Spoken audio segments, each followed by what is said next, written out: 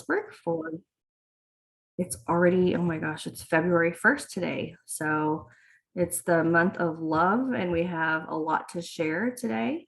And I just want to go ahead and introduce our Mayor Ariel Kelley to give a quick update.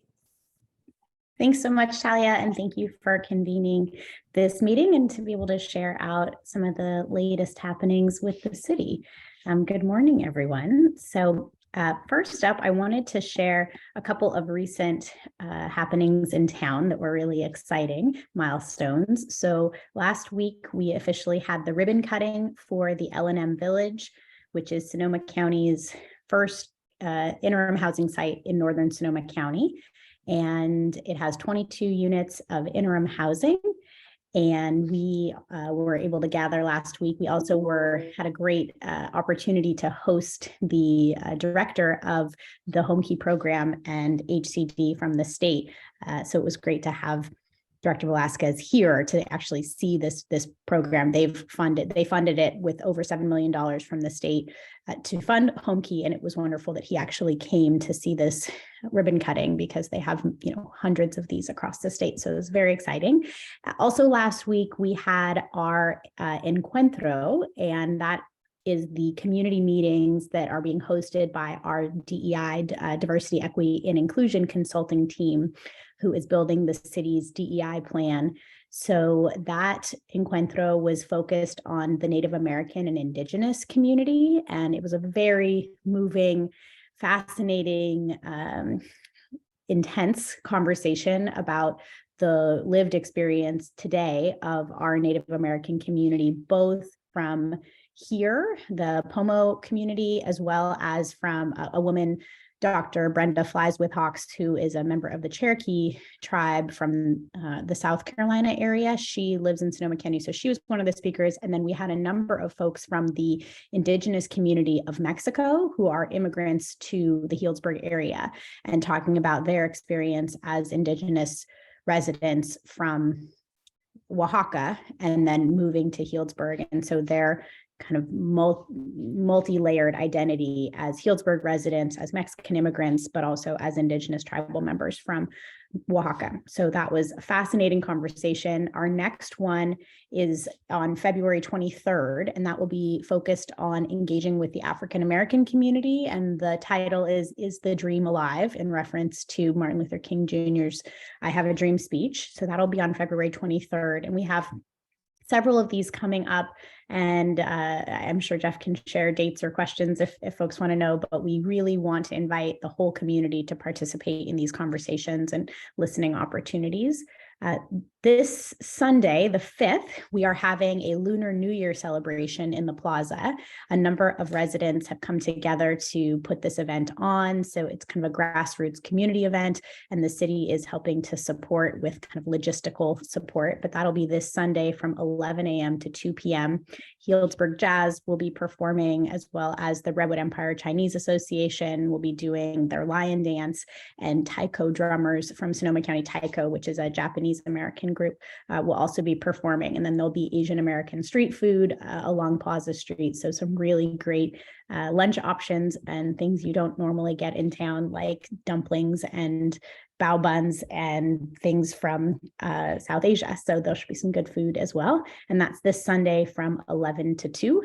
And we are continuing forward with our climate mobilization strategy. So that will be another opportunity for folks to engage. The next meeting, the survey just closed, and now they're kind of collating all those survey responses. And we will be having a Zoom climate mobilization strategy meeting with our consulting team on March 1st. If folks want to join that event, I think that would be really helpful to get feedback and participation from our business community. And then probably the most interesting item coming up that would be focused for the business community and really everyone in Healdsburg is this Monday's council meeting. We will be talking about a camping ordinance. And this was brought up in conversation as we were watching what was happening at the Board of Supervisors around the camping policies for sensitive habitat areas along rivers and creeks and streams and environmental concerns. So we will be having our camping ordinance conversation this coming Monday at the council meeting. And we don't know how broad or what this conversation will look like, but I'm eager to have the conversation and looking forward to hearing from our community as well.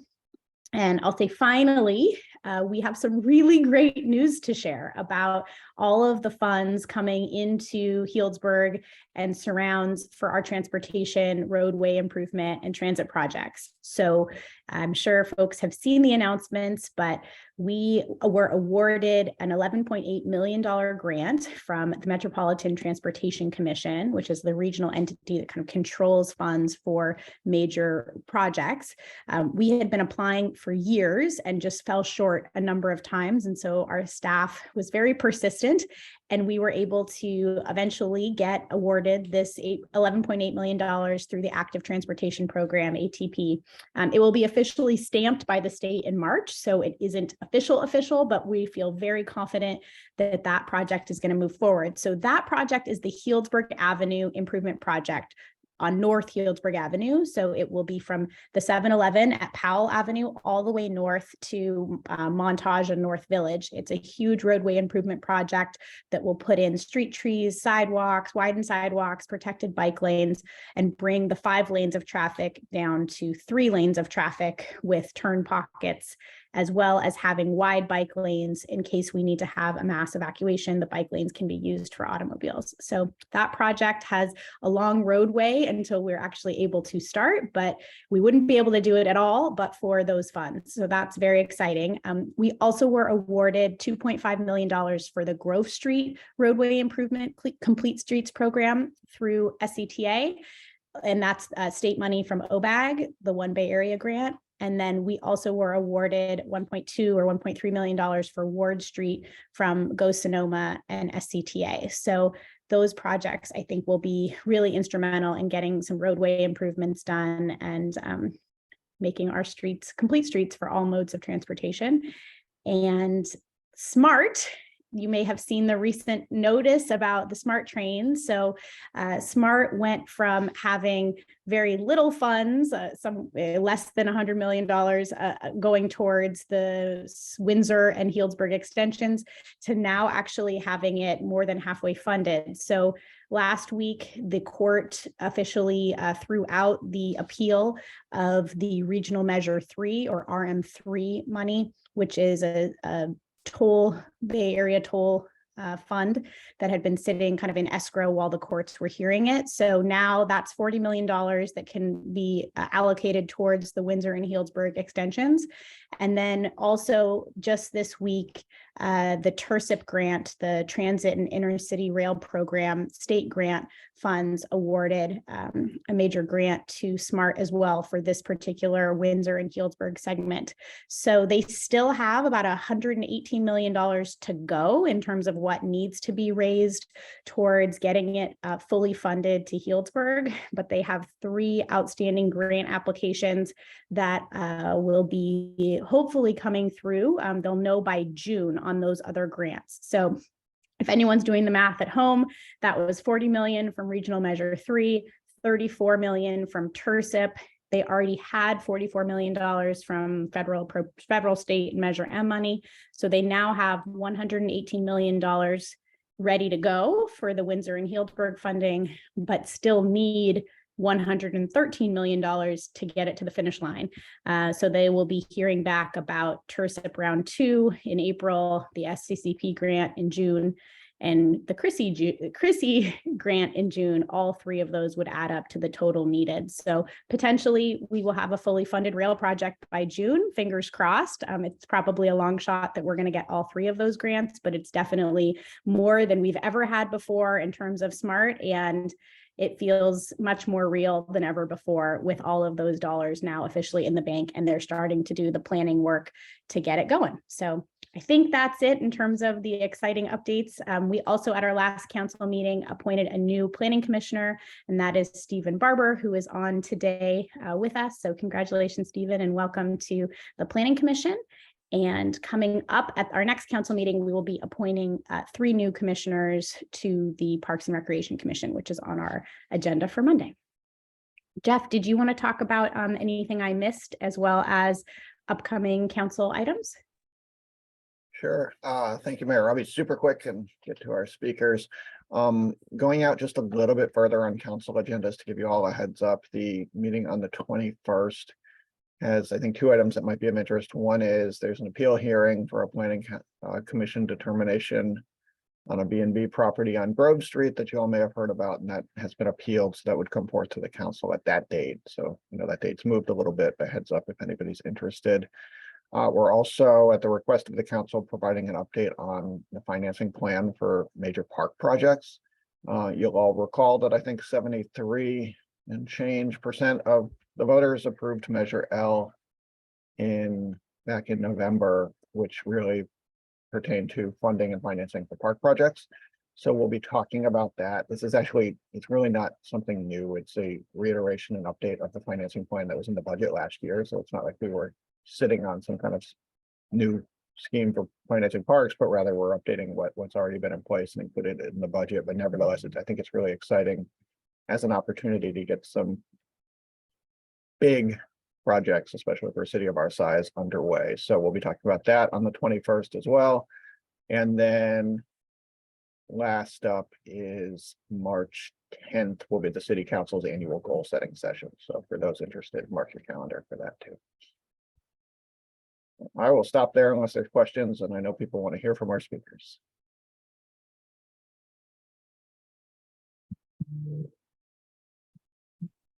Okay. If there's no questions, then we'll go ahead and move on to our speakers. This morning, we have with us our Assistant City Manager, Andrew, as well as Community Development Director, Scott, who will be giving us an update about cannabis in Healdsburg.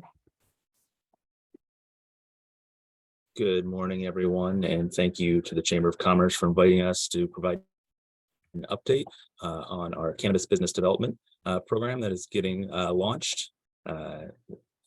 As Jessica mentioned, I'm Andrew Sturmfels, the Assistant City Manager for the city, and joining me today is Community Development Director Scott Duiven. For today's presentation, we'll just provide some quick background on both it's California's history with cannabis legalization and bringing on cannabis business types as licensee types, as well as the city's background.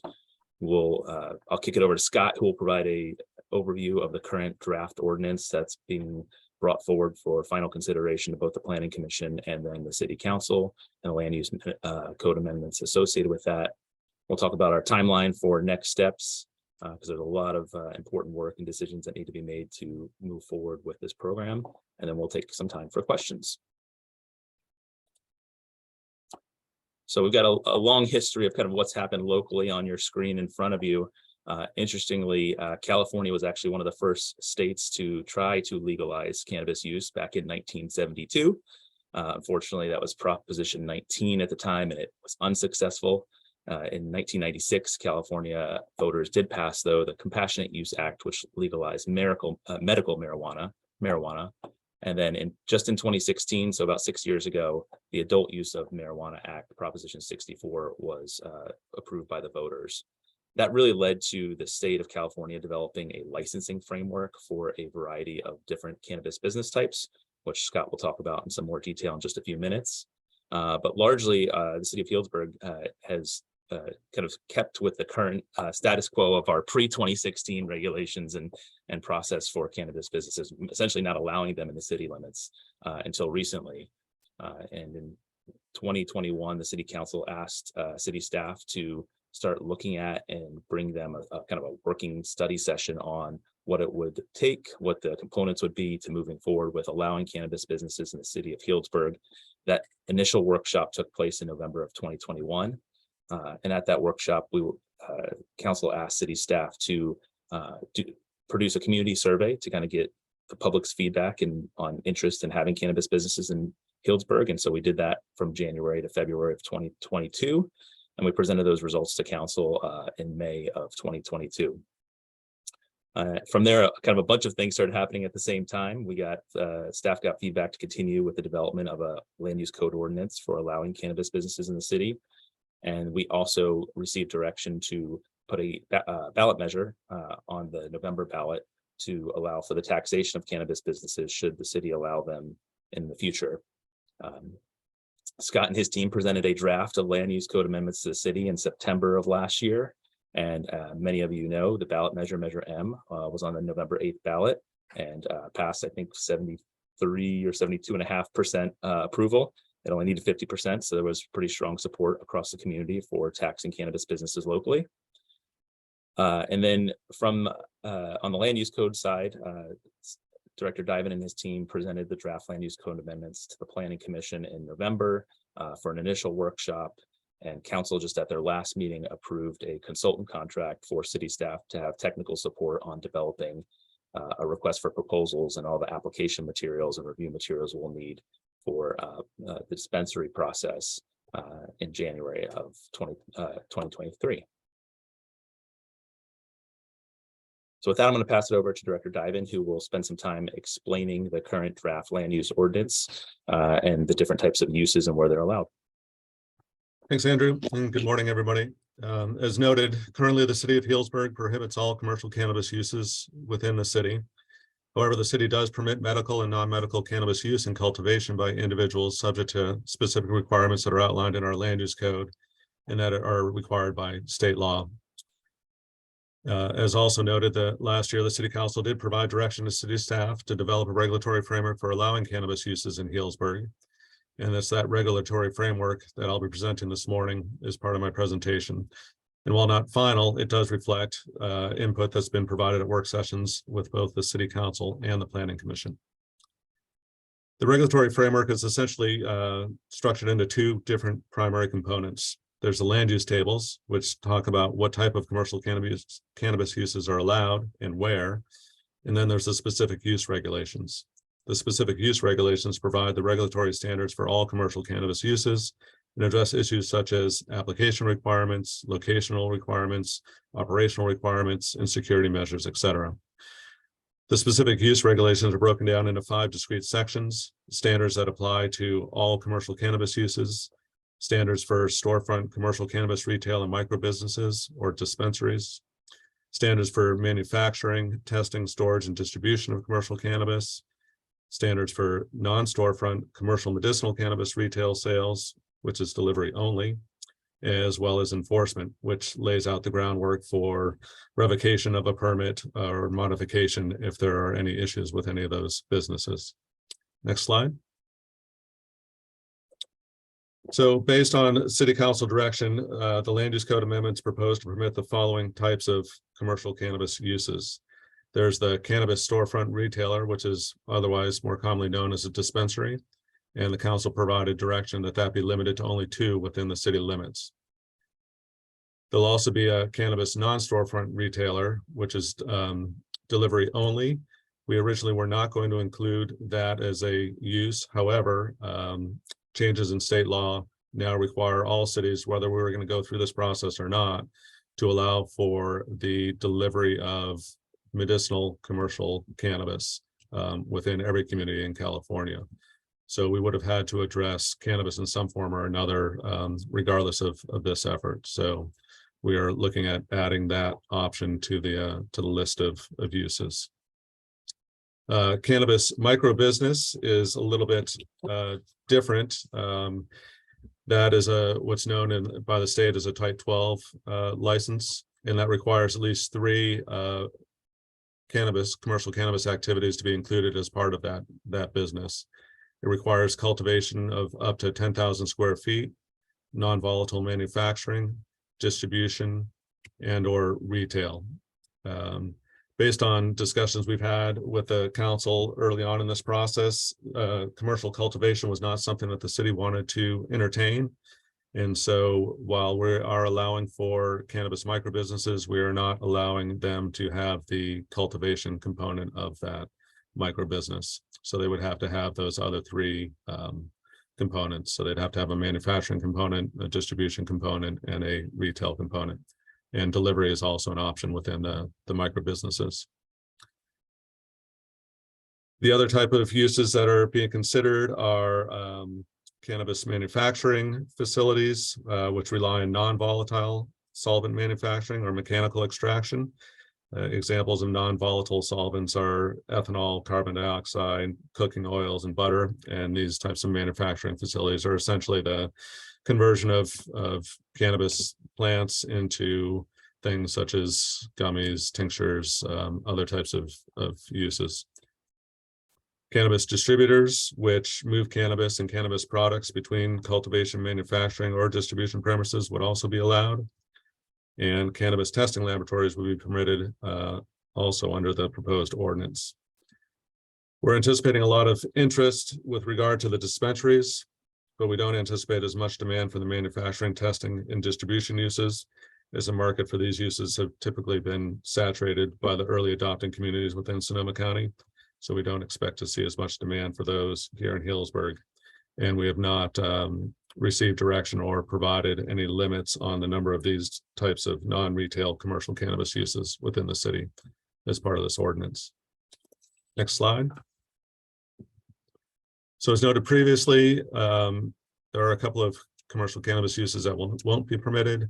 Those are commercial cannabis cultivation and then cannabis manufacturing that requires the use of volatile solvents. And examples of those are chemicals that produce a flammable gas or vapor. Examples include butane, heptane, hexane, and propane. So that's a big concern of the fire marshal and the fire department to make sure that we're not allowing those types of uses here, which have the potential for unintended outcomes. So next slide. So this table here is actually a summary of several different tables that'll be in the land use code. And what it does is it shows which cannabis uses will be permitted in which zoning districts.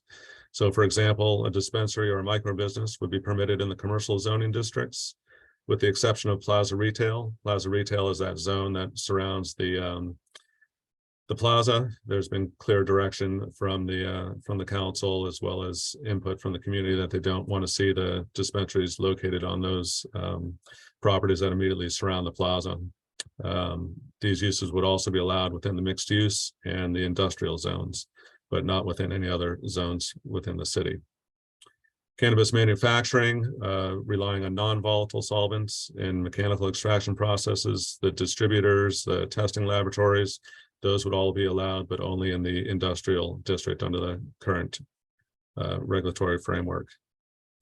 And then the non-storefront commercial medicinal cannabis retail sales, which I mentioned earlier, those would also only be allowed in the industrial district because those are delivery only, keeping them out of the commercial zones.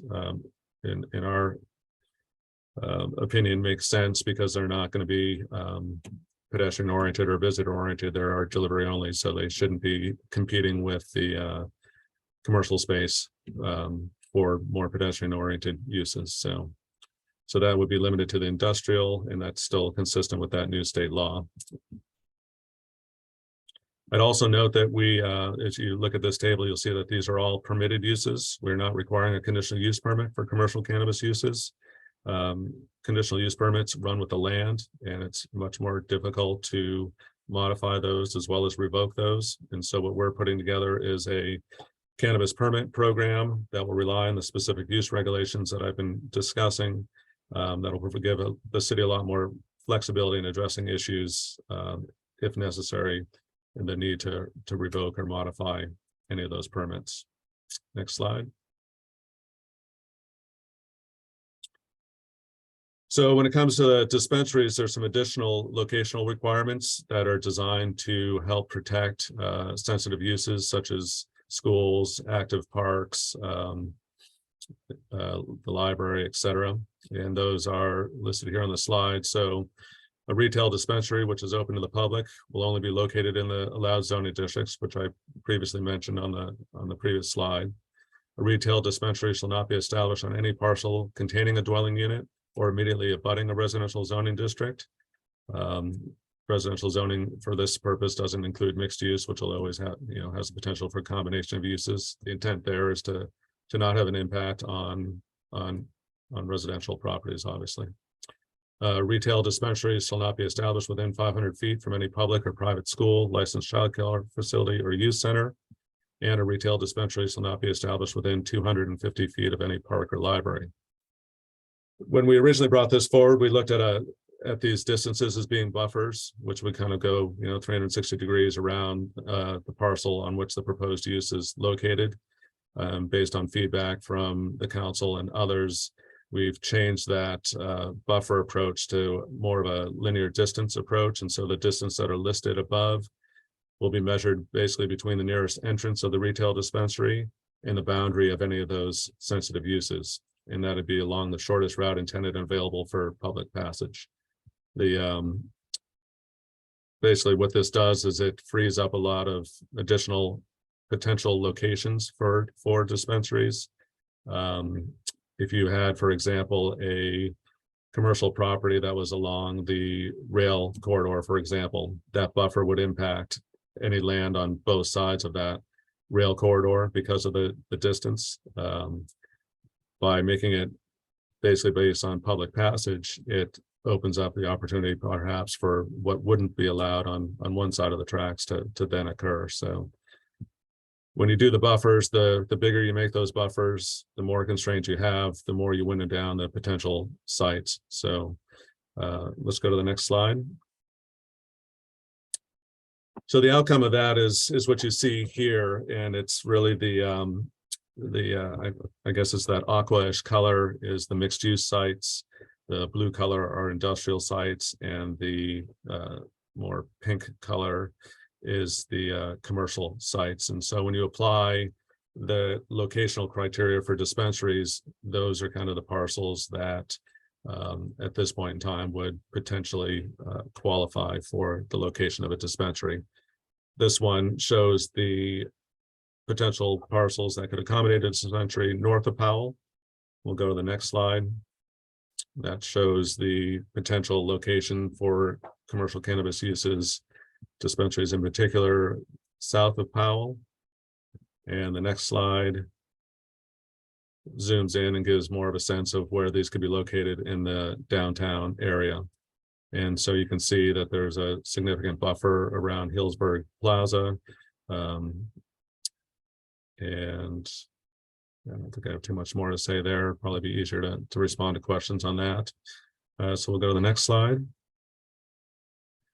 So in terms of a path forward, we have a tentative timeline for the adoption of these land use code amendments. We're looking at bringing this to the Planning Commission for a recommendation to council on February 28th, so later this month. It would then go on to the City Council for first reading on March 20th. The City Council would then adopt as part of their second reading on April 3rd, and the effective date would be a month later, so in May of 2023.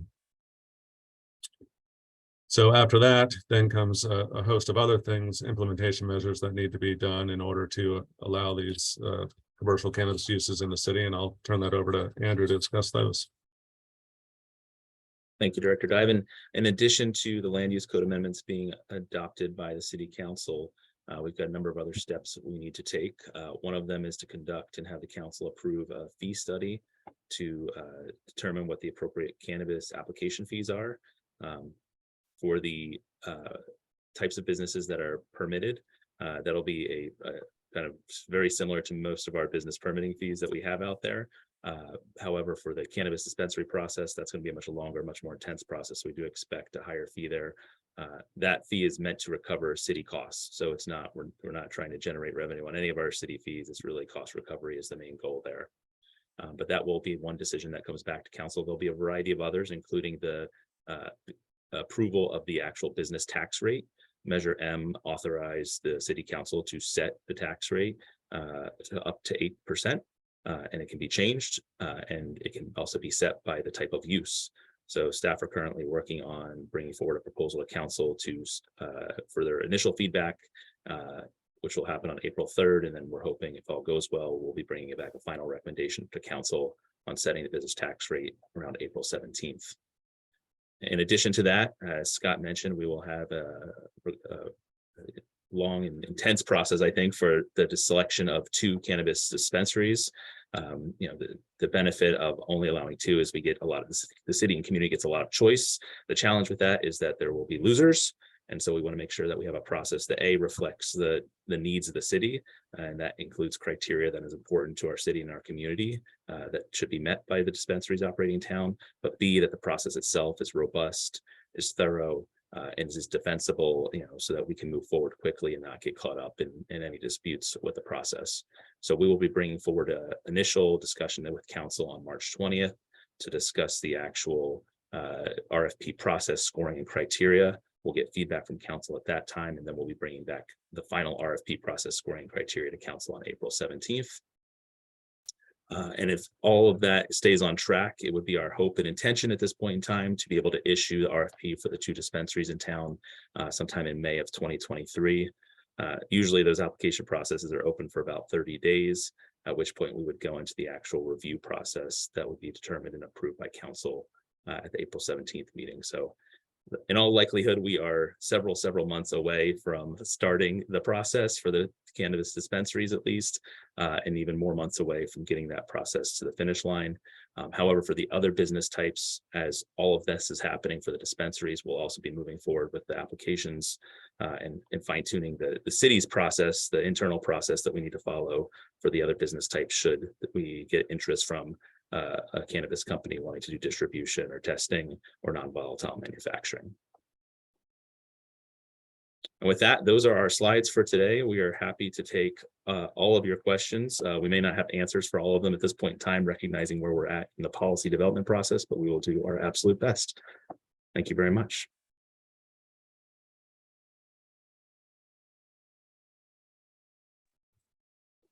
Perfect. And at this time, we'll take any questions if you want to raise your hand or just unmute and go ahead and ask.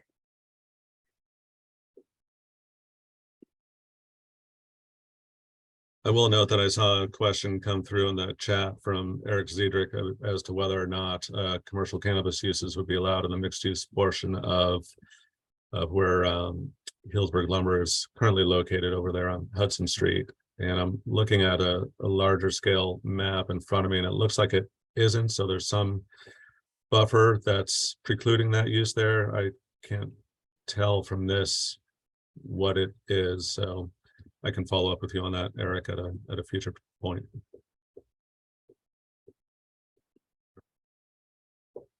Perfect. So if there aren't any more questions, thank you, Andrew and Scott, so much for joining us and giving us that great presentation and update. And we look forward to hearing more as the timeline continues. We'll also be posting this recording too, in case you guys want to go back and rewatch and get any of those specific dates. Mayor Kelley, was there any other updates you wanted to give, or City Manager Kay? I think Eric Ziedrich's question regarding the maps and buffers is just a great reminder that, for folks who are following this issue and want to participate in the conversation, we very much, invite public participation, whether it's in advance to staff via email or at the hearings that are upcoming, that, these are all proposed, but that there's definitely opportunities to refine and gather input from folks in these specific parts of town, because residents who live there or people who own businesses there really know the ins and outs of those neighborhoods best. And so we really want to invite participation and engagement and input. So please don't hesitate to reach out and participate in those upcoming meetings and hearings that our staff just presented the dates on. Perfect. Well, thank you so much. And thank you everyone who logged on this morning for our first Good Morning Healdsburg of 2023.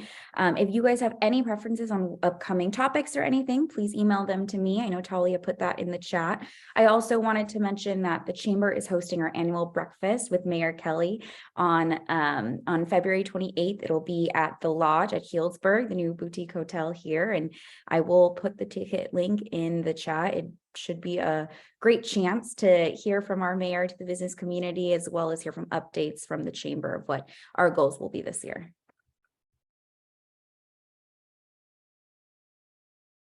Great. Well, thank you all for attending. And if you have any follow-up questions, feel free to email them to me and I can forward them off to Andrew and Scott as well. Thanks, everyone.